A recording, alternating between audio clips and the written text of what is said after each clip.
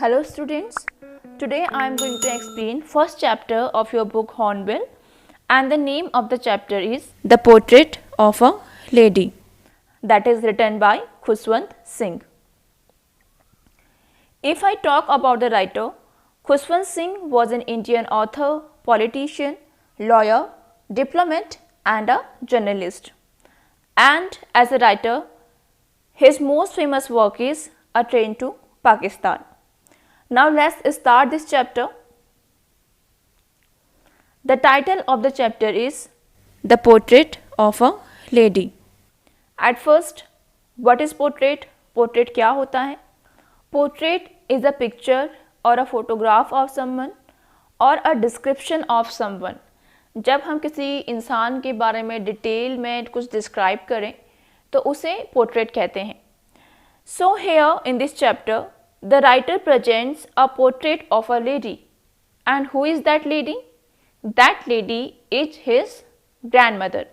इस कहानी में खुशवंत सिंह हमें अपनी दादी के बारे में बताते हैं. So basically it's a grandson's writing about his grandmother and that's why it's an emotional story. इस स्टोरी में हमें थोड़ा इमोशनल टच मिलेगा. And I feel while reading it, an image will be created in your mind of your grandmother as it happened with me. और मुझे लगता है कि जब आप इस स्टोरी को पढ़ेंगे तो शायद आपके माइंड में भी आपकी दादी माँ का इमेज क्रिएट होगा. So let's get started. My grandmother, like everybody's grandmother, was an old woman. Here, he is generalizing his grandmother with everyone's grandmother.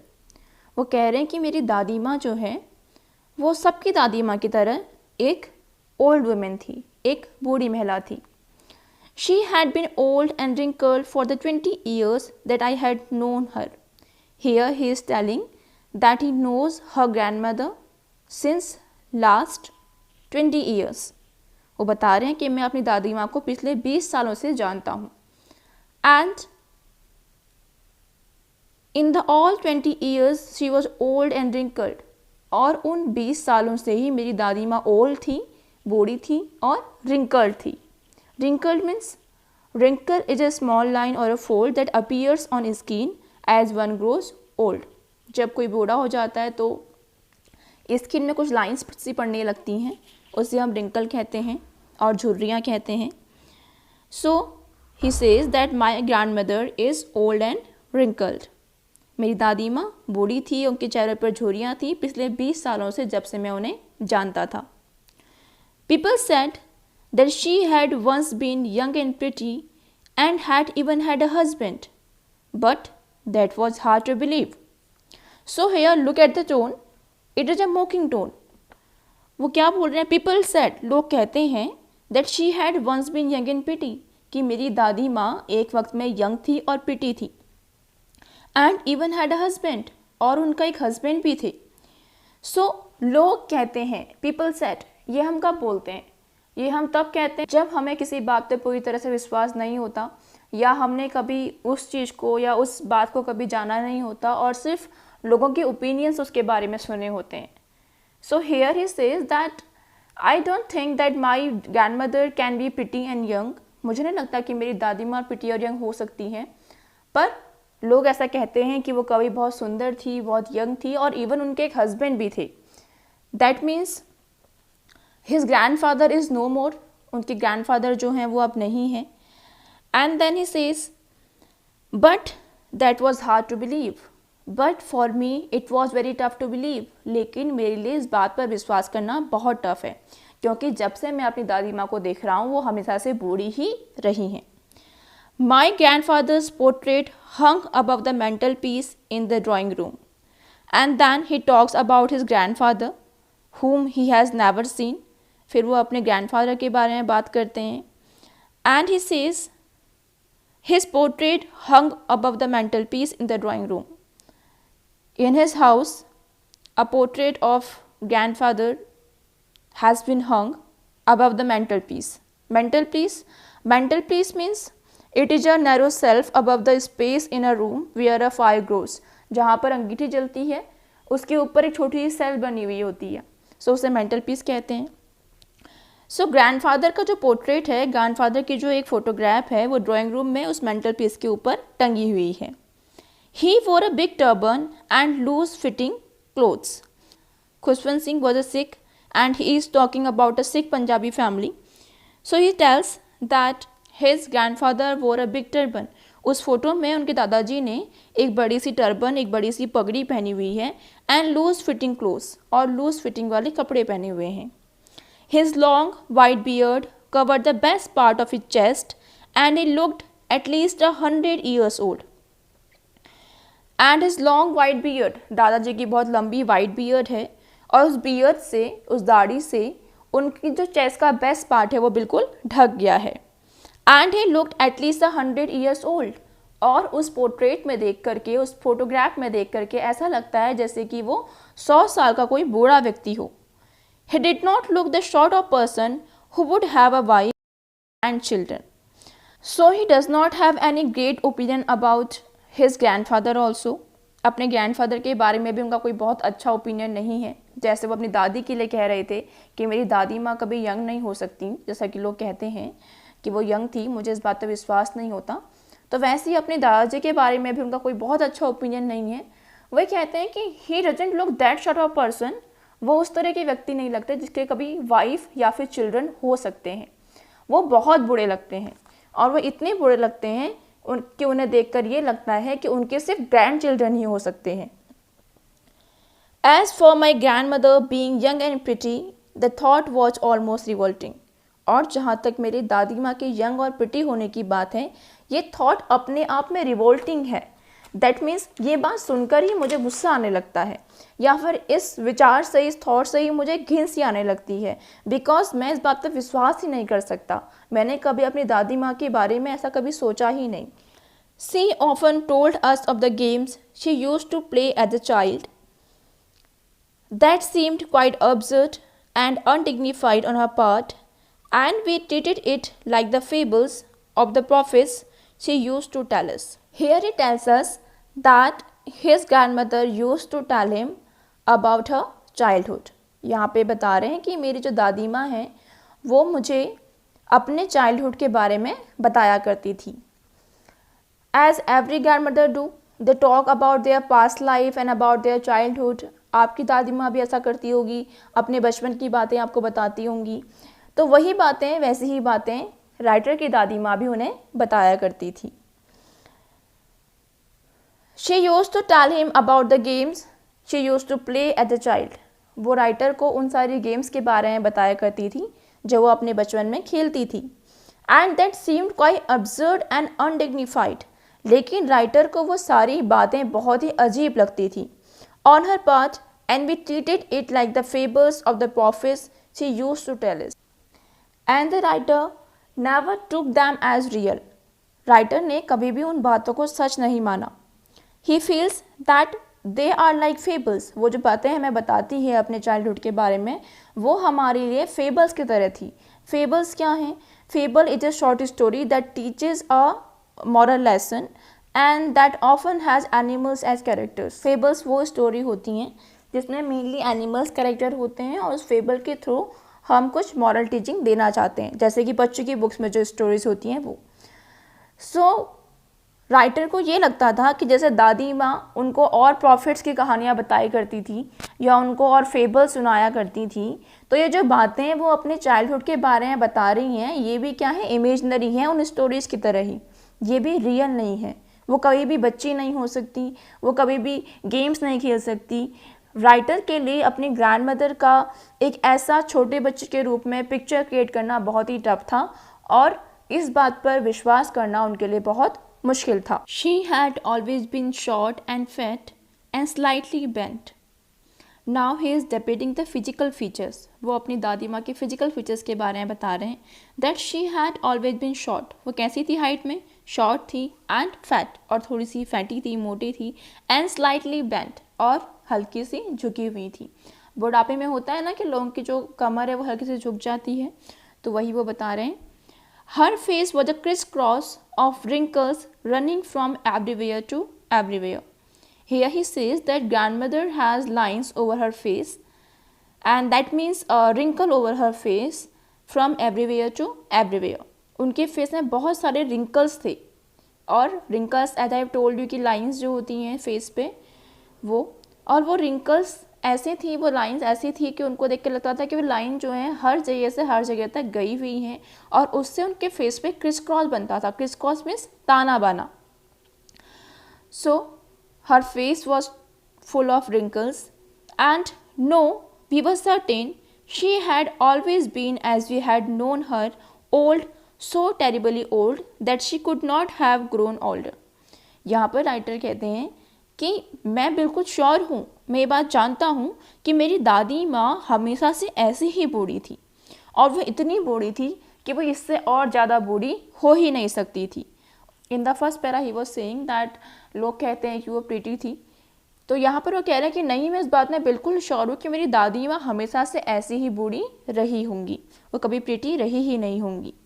And had stayed at the same age for 20 years, और लगभग पिछले 20 सालों से तो वो बिल्कुल ऐसी ही हैं।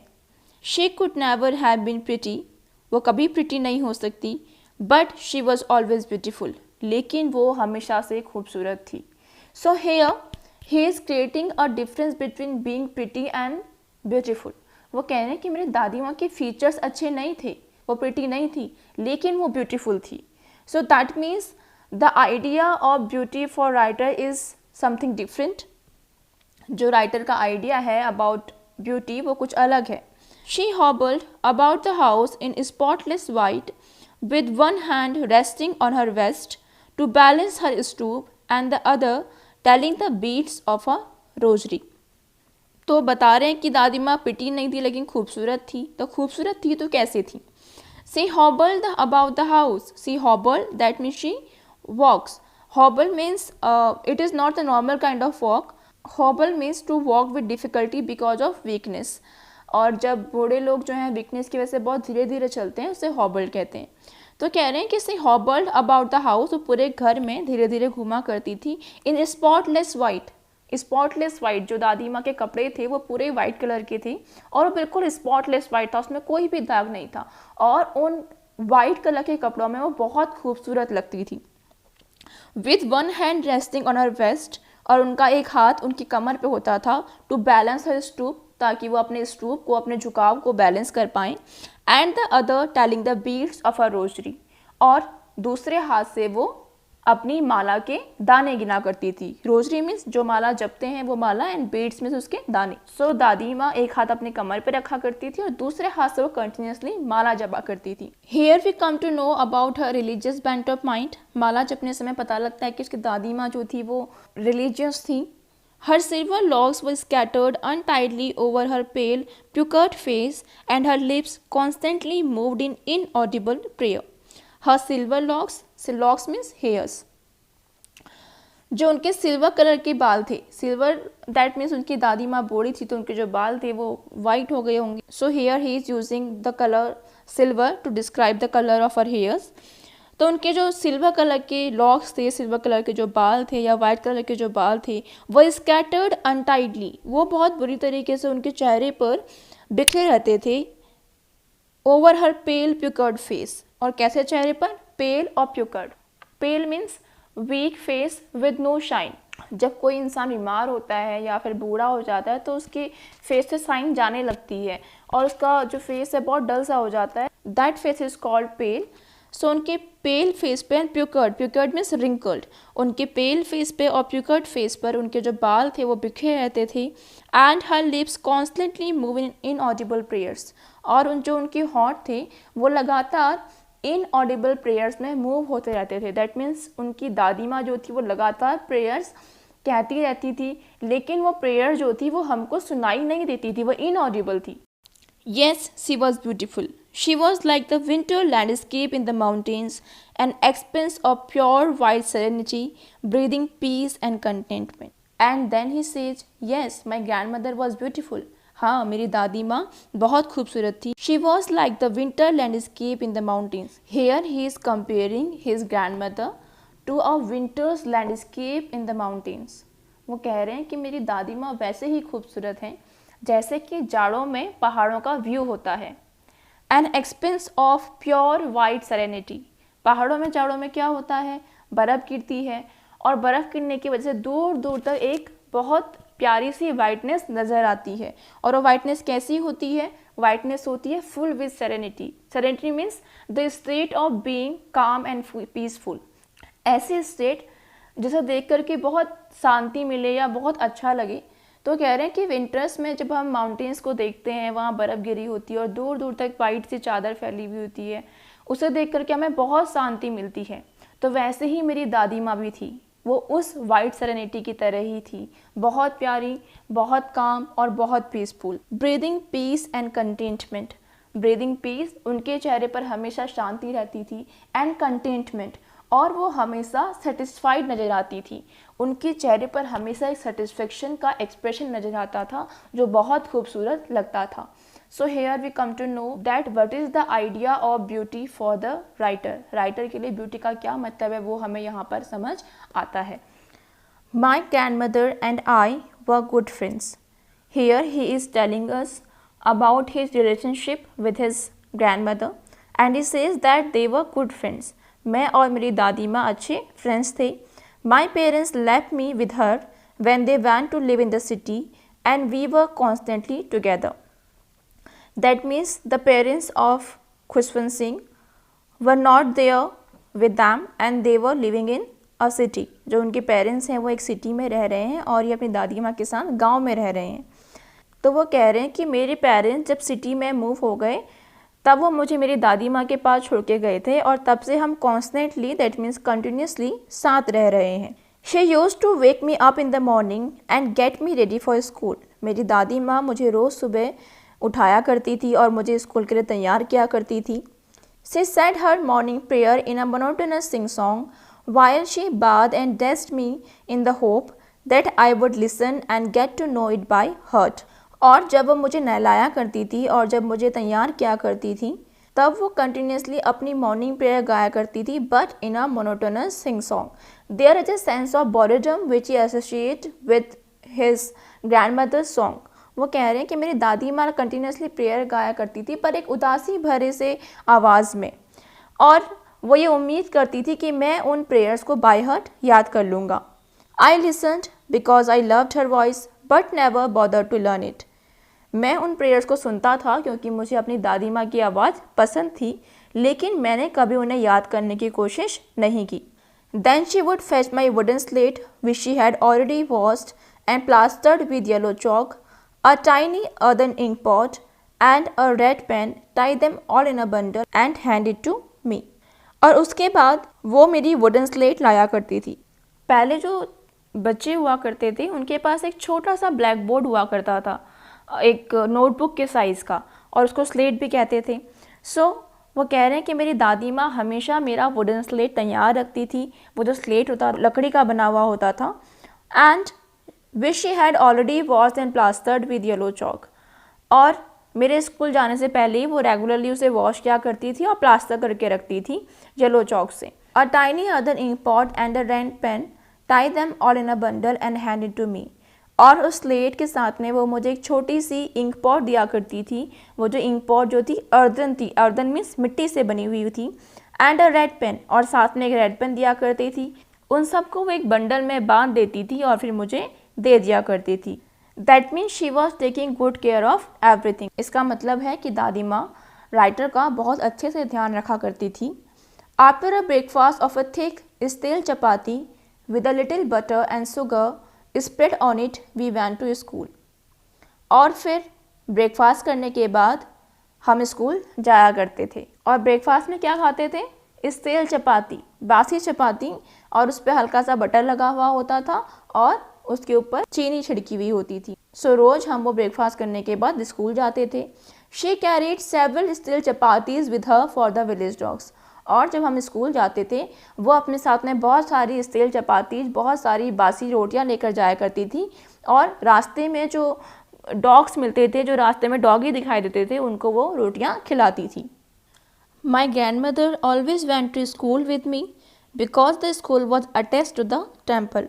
मेरी दादी माँ मेरे साथ हमेशा स्कूल जाया करती थी क्योंकि जो स्कूल था वो टेम्पल से अटैच था। And we have already read that his grand mother was very religious, so वो रेगुलर टेम्पल जाया करती थी. The priest taught us the alphabet and the morning prayer. और जो उस मंदिर के प्रीस्ट थे, मंदिर के जो पुजारी थे, वो हमें अल्फ़ाबेट सिखाते थे और मॉर्निंग प्रेयर सिखाते थे. While the children sat in rows on either side of the veranda singing the alphabet और the prayer in a chorus, my grand mother sat inside reading the scriptures. और जब सारे बच्चे वरांदा के दोनों तरफ रोज में बैठे होते थे और एक कोरस में वो उस प्रेयर को या अल्फ़ाबेट को गाया करते थे. कोरस मीन्स होता है to sing in a group, जब एक साथ ग्रुप में गाते हैं उसे कोरस कहते हैं. तो सारे बच्चे एक साथ वो प्रेयर और वो अल्फ़ाबेट गाया करते थे जो उनको प्रीस्ट सिखाते थे. और तभी उसी वक्त जो दादी माँ थी वो मंदिर के अंदर बैठकर स्क्रिप्चर्स पढ़ा करती थी. Scriptures means religious books. When we had both finished we would walk back together. और जब हम दोनों ख़त्म कर लेते, दैट मीन्स हम दोनों अपना पढ़ना ख़त्म कर लेते, फिर हम घर की तरफ वापस लौट आते. This time the village dogs would meet us at the temple door. और इस वक्त जो विलेज डॉग्स थे जिन्हें पहले हमने रोटियां दी थी वो हमें टेम्पल के दरवाजे पर ही मिल जाते. They followed us to our home growling and fighting with each other for the chapatis we threw to them. और फिर वो हमारे घर तक हमारा पीछा करते और जो चपाती हमने उनको दी थी उसके लिए कंटिन्यूसली फाइट करते रहते और ग्राउल करते रहते. ग्राउलिंग मीन्स होता है to make a deep threatening sound, गुर्राने की आवाज़. जो एनिमल्स होते हैं वो डराने के लिए जो आवाज़ निकालते हैं उसे हम ग्राउलिंग कहते हैं. सो जो वो डॉग्स थे वो कंटिन्यूसली ग्राउल करते थे और आपस में लड़ते रहते थे उन रोटियों के लिए. When my parents were comfortably settled in the city, they sent for us. और जब मेरे पेरेंट्स सिटी में कंफर्टेबली सेटल हो गए, दे सेंड फॉर अस, उन्होंने हमें बुलाया. Send for means called. That was a turning point in our friendship. Here the writer tells that they were very good friends, he and his grand mother.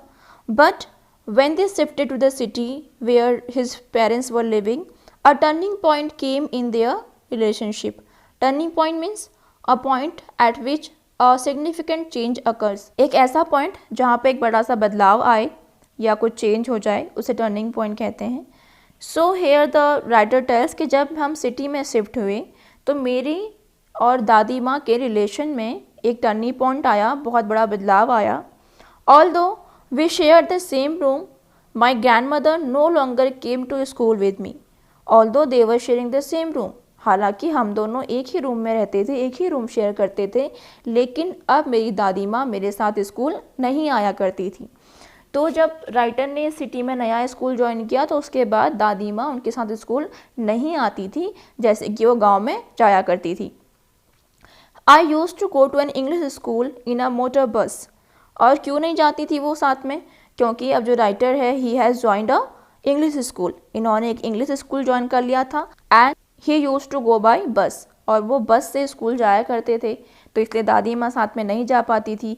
Where as गाँव में वो पैदल ही on foot ही school जाया करते थे. There were no dogs in the street. और यहाँ शहर में स्ट्रीट्स में कोई डॉगीज भी नहीं थे जैसे कि गाँव में थे. And she took to feeding sparrows in the courtyard of our city house. So यहाँ पर डॉगीज तो थे नहीं. So the grandmother started to feed sparrows. इसलिए grandmother ने sparrows को खिलाना शुरू कर दिया. Sparrow is the name of a bird. And in the courtyard of our city house. Courtyard means an open space attached to a building. किसी building के बाहर जो खुला स्पेस होता है जिसे हम आंगन भी कहते हैं. तो हमारे सिटी हाउस के आंगन में जो भी स्पैरो आया करती थी मेरी दादी माँ उन्हें खाना खिलाती थी. As the years roll by we saw less of each other. Here he says as the time passed, जैसे जैसे समय बीतता गया हमारे बीच की दूरियाँ बढ़ती गई, हम दोनों का एक दूसरे से मिलना जुलना कम होता गया. For some time she continue to wake me up and get me ready for school. When I came back, she would ask me what the teacher had taught me. कुछ समय के लिए दादी जैसे उन्हें गांव में जगाया करती थी सुबह और स्कूल के लिए तैयार करती थी, वो यहाँ सिटी में भी करती रही. और जब राइटर स्कूल से वापस आते तो दादी उनसे पूछती कि उन्होंने स्कूल में आज क्या पढ़ा और टीचर ने उन्हें क्या पढ़ाया. I would tell her English word and little things of Western science and learning, the law of gravity, Archimedes' principle, and the world being round, etc. The writer used to tell her all the things which he had learned in the school. Writer ने जो भी school में पढ़ा होता, western science के बारे में, law of gravity के बारे में, आर्किमिडीज का प्रिंसिपल, और जो भी सारी बातें वो स्कूल में पढ़ते वो घर आके अपनी दादी को बताते। And this made her unhappy, she could not help me with my lessons. But in सारी बातों को सुनकर मेरी दादी दुखी हो जाती थी। Now they were not spending time together as they were used to do in the village, तो उनके बीच में दूरियां बढ़ने लग गई थी। गांव में वही सारा काम क्या करती थी, वही राइटर का ध्यान रखती थी। She was the only guardian, but now that equation was not longer existing. So here is says, जब मेरी दादी को पता लगा कि स्कूल में मैं सारी वो चीज़ें पढ़ता हूँ तो वो थोड़ा सा नाखुश हुई। She could not help me with my lessons, और वो खुश क्यों नहीं थी, बिकॉज अब वो मेरे लेसन्स में मेरी हेल्प नहीं कर सकती थी जैसे कि वो पहले गाँव में किया करती थी।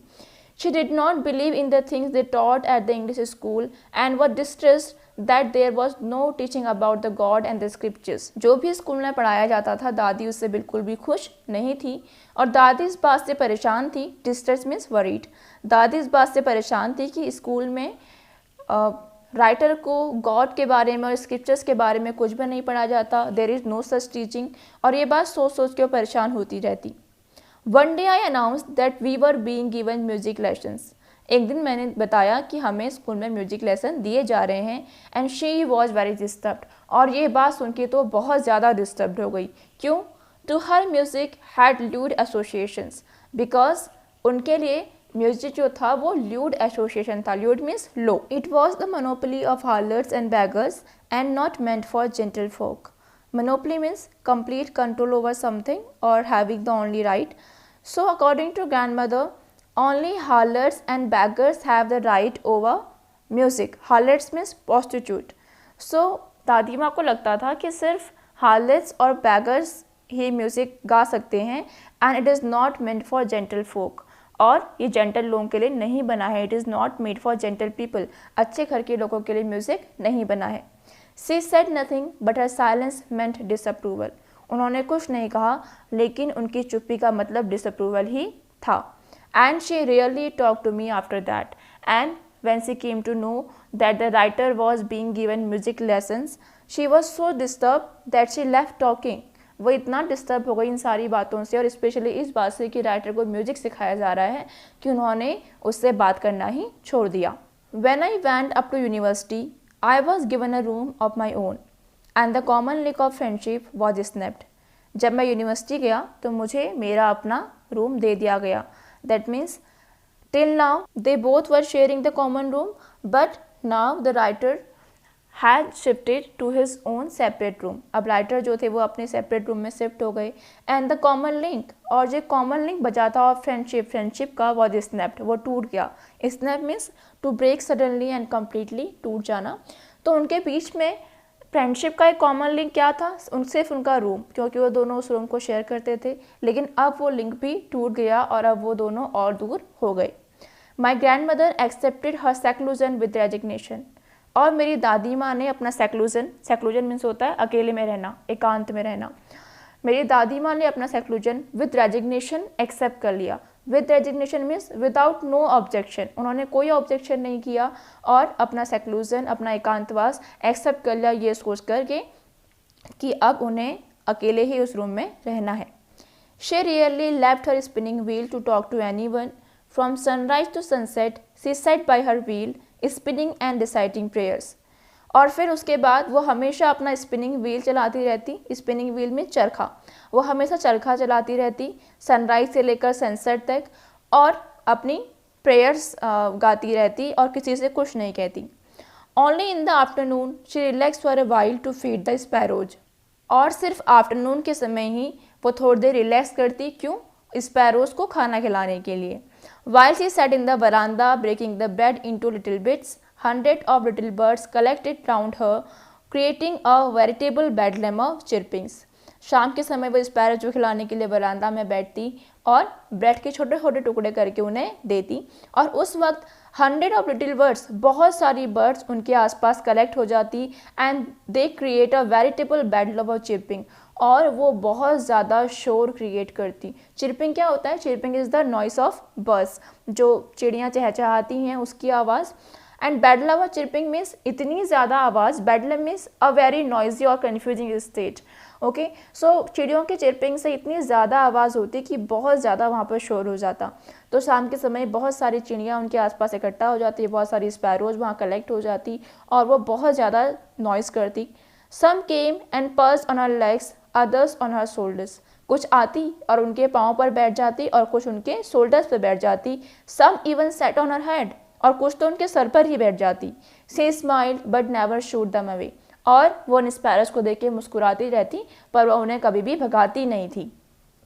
It use to be the happiest half hour of the day for her, और ये समय जब वो शाम को स्पैरोज़ को खाना खिलाती, ये टाइम उनके पूरे दिन का हैप्पीएस्ट आवर होता। इस वक्त वो सबसे ज़्यादा खुश होती। When I decided to go abroad for further studies, I was sure my grandmother would be upset. Here you can see that as much the grandson is progressing in his academics, उनके बीच में उतनी ही दूरियां बढ़ती जा रही हैं। And one more thing you can see that the writer changed from village boy to city boy, then school boy to university boy, and now he is going to foreign for further studies. So इस सारे सालों में writer की life में बहुत सारे changes आए हैं, बट ग्रैंडमदर की लाइफ इतने सारे सालों से बिल्कुल वैसी ही है। There is no change.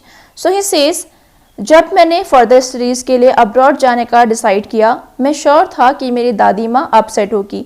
Because of his earlier experience he knows it कि मेरी दादी माँ को अच्छा नहीं लगेगा। And I would be away for 5 years and he was going for 5 years, और मैं 5 सालों के लिए उनसे दूर जा रहा था। And at her age one could never tell, that means he thinks that maybe it is the last time when he is seeing her grandmother, because no one can tell that for how long years she is going to live on further. कोई ये बता नहीं सकता था कि इस उम्र में अब वो और कितना आगे तक जिएंगी। बट माई grandmother could, लेकिन मेरी दादी माँ कह सकती थी, मेरी दादी माँ ये जानती थी। That means his grandmother was very sure कि वो अभी आगे 5 सालों तक भी बिल्कुल वैसे ही रहने वाली हैं। She was not even sentimental, यहाँ तक कि वो बिल्कुल भी sentimental नहीं हुई। So we can see that it is a characteristic of grandmother. She does not articulate what she feels. दादी माँ जो हैं वो बिल्कुल भी अपनी फीलिंग्स को शो नहीं करती और हमेशा शांत रहती हैं। As we read earlier कि जब म्यूजिक लेसन्स दिए जा रहे थे वो एग्री नहीं थी, पर उन्होंने कुछ नहीं कहा। जब राइटर ने सेपरेट रूम ले लिया तब भी उन्होंने कुछ नहीं कहा, और आज भी उन्होंने कुछ नहीं कहा। She came to leave me at the railway station but did not talk or show any emotion. वो मुझे छोड़ने के लिए रेलवे स्टेशन आई, लेकिन उन्होंने कुछ भी नहीं कहा और कोई भी इमोशन शो नहीं की। Her lips moved in prayer, her mind was lost in prayer, her fingers were busy in telling the beats of her rosary. वो कंटिन्यूसली प्रेयर गा रही थी, उनका जो माइंड था वही प्रेयर में बिजी था और लगातार वो अपने हाथों से अपनी माला को जप रही थी। Silently, she kissed my forehead, and when I left, I cherished the moist imprint as perhaps the last sign of physical contact between us. और उन्होंने धीरे से मेरे फोरहेड पे किस किया, और जब मैं वहाँ से चला गया मुझे ये लगा कि शायद ये हम दोनों के बीच में फिजिकल कांटेक्ट का लास्ट साइन हो।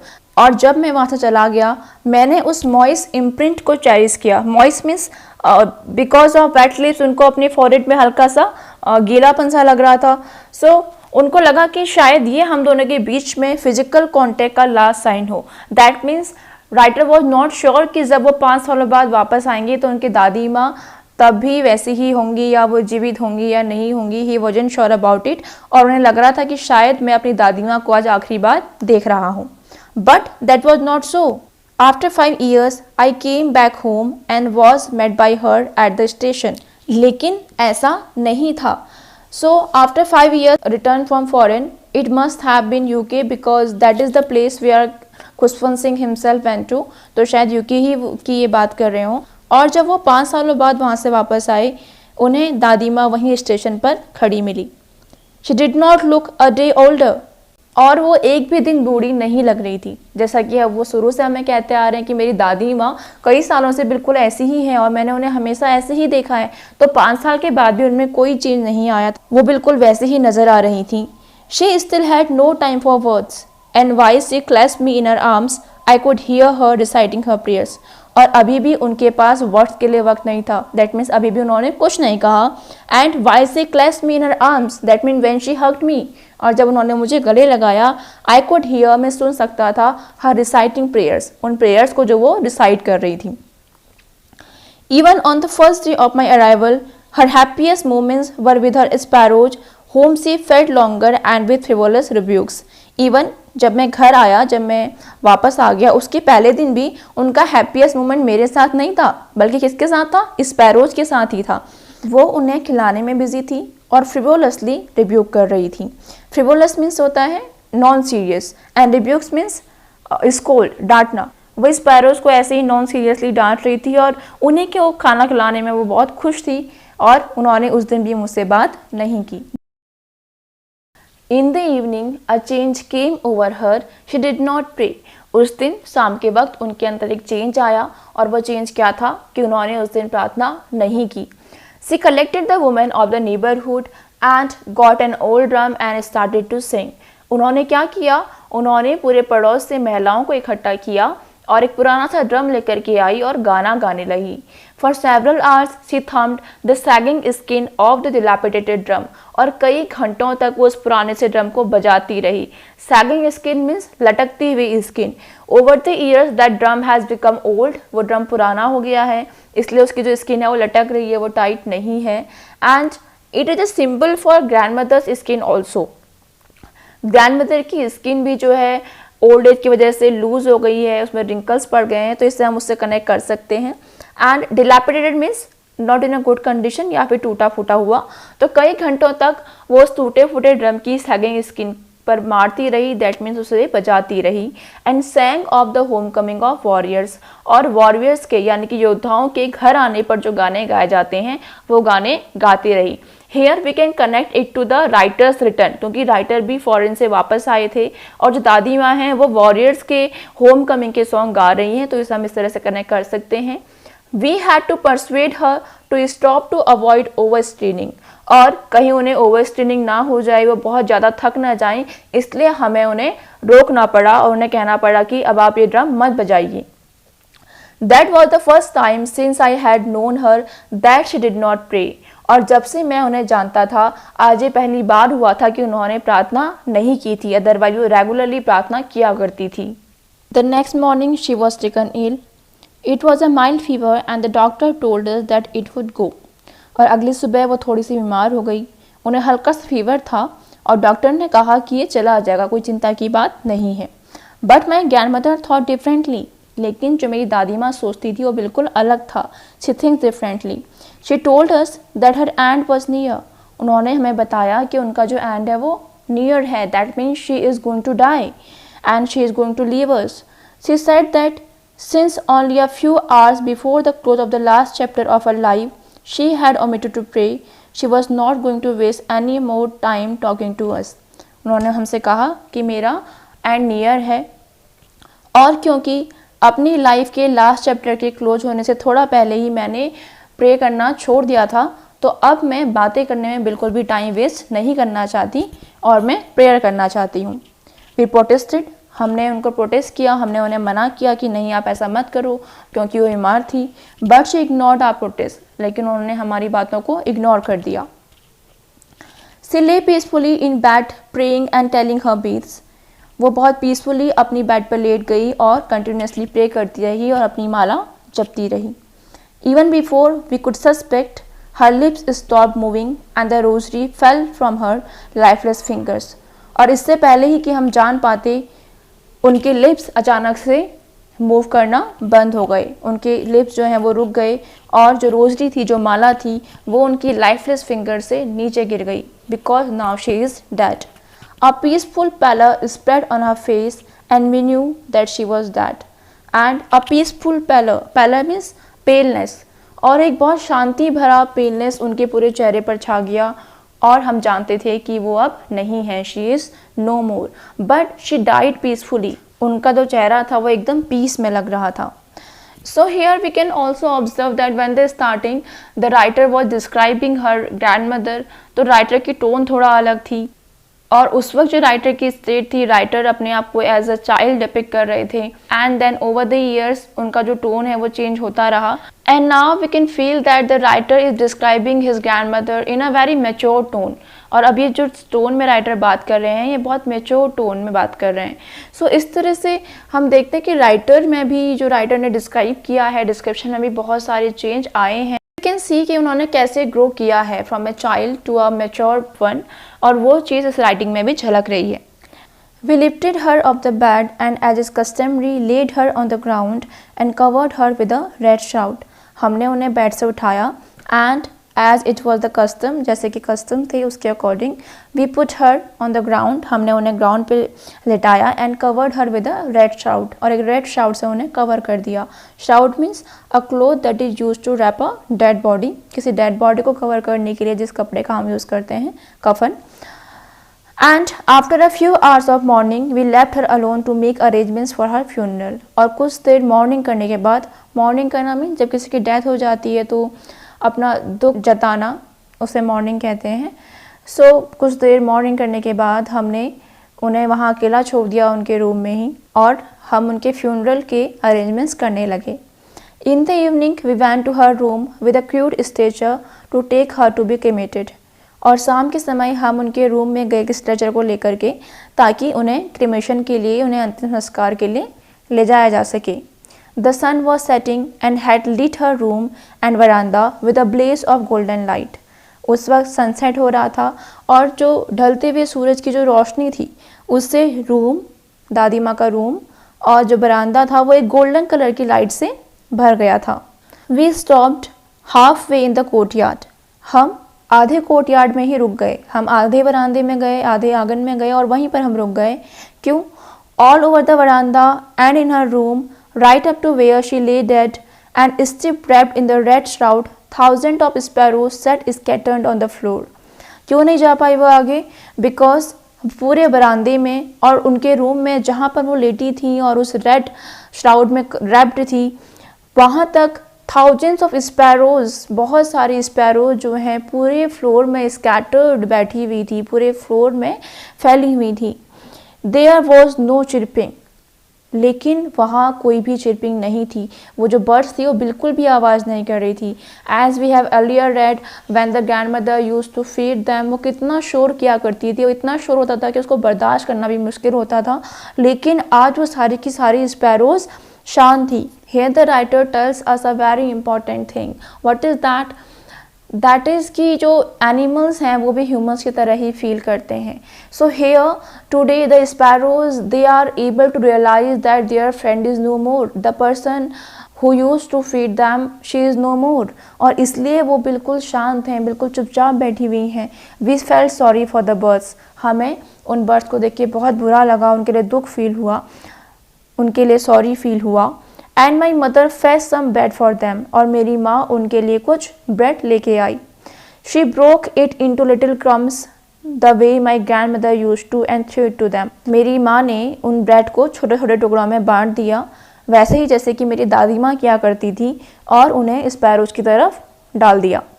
The sparrows took no notice of the bread, लेकिन उन स्पैरोज ने उन ब्रेड पर बिल्कुल भी ध्यान नहीं दिया। They were just sitting around the grandmother. वो सिर्फ ग्रैंडमदर के चारों तरफ बैठी हुई थी, उन्हें ही देख रही थी, और उन्होंने बिल्कुल भी ध्यान नहीं दिया इस बात पर कि उनके सामने रोटी डाली गई है।